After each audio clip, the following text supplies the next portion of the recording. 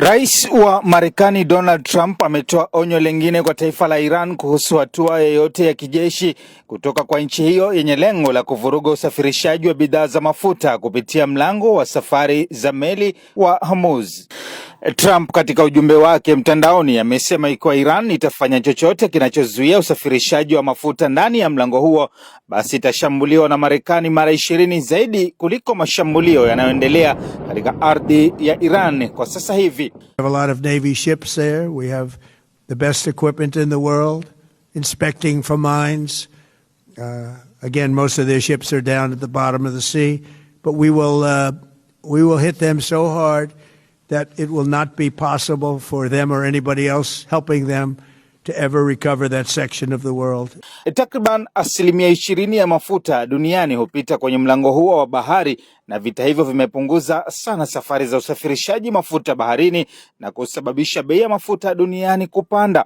Wakati huo huo, bei ya mafuta duniani ilishuka mapema siku ya Jumanne asubuhi barani Asia, ambapo bei ilishuka kwa takriban 8.5 kwa pipa la dola 92.50. Mafuta yaliyouzwa Marekani pia yalishuka kwa takriban 9% hadi dola 88.60 kwa pipa.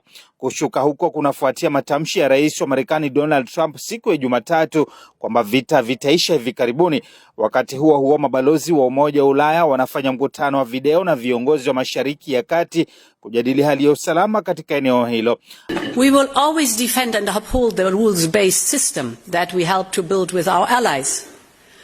But we can no longer rely on it as the only way to defend our interests. Afisa mkuu wa usalama wa Iran, Ali Larijani, amesema kupitia mtandao wa X kuwa ni vigumu sana kuwepo usalama katika mlango huo wa bahari wa Hormuz wakati vita vilivyochochewa na Marekani na Israel vinaendelea katika eneo hilo. Kauli ya Larijani inakuja baada ya rais wa Ufaransa Emmanuel Macron kusema kuwa Ufaransa na washirika wake wanajiandaa kuanzisha operesheni ya ulinzi ili kuruhusu biashara kuendelea kupitia mlango huo wa bahari. Mlango wa Hormuz ni njia muhimu ya bahari inayotumiwa na nchi zinazozalisha nishati kama vile UAE na Qatar kusafirisha mafuta na gesi ya asili iliyoyeyushwa kwenda katika masoko makubwa kama vile China, India, Korea Kusini na Japan.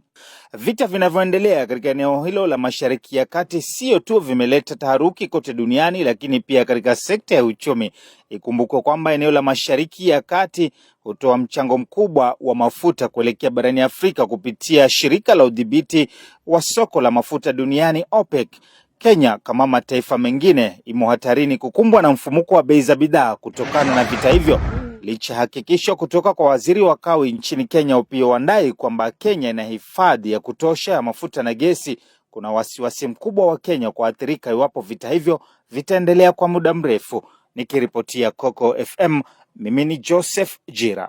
Coco FM, ladha ya Pwani.